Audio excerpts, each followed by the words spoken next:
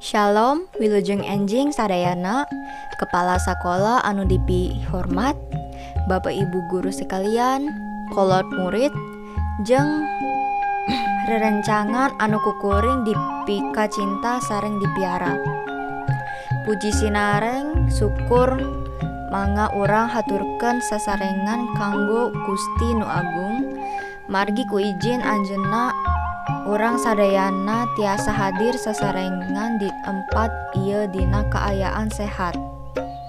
Abdi ucapkan hatur nuhun ka Bapak Ibu kana ayana dina acara khusus ieu.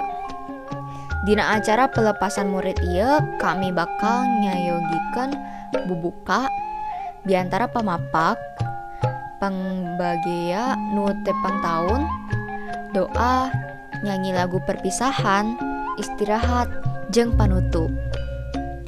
Abdi salaku wakil rerencangan kelas 9 ngahaturkeun nuhun ka guru anu dipika cinta.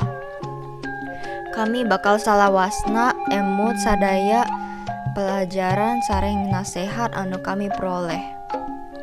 3 tahun urang diajar ku Bapak Ibu guru, sareng ayeuna pelajaran mangrupikeun bekel pikeun SMA jeung masa depan urang anu cerah.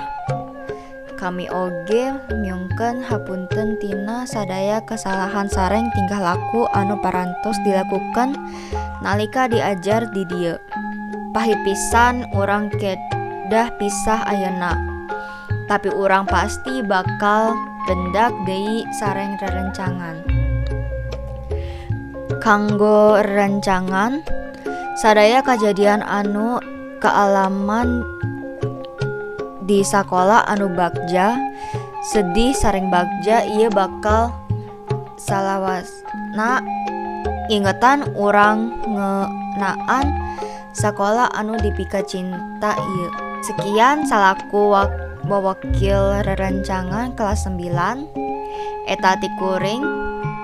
Punten teraskeun deui acara pelepasan kami.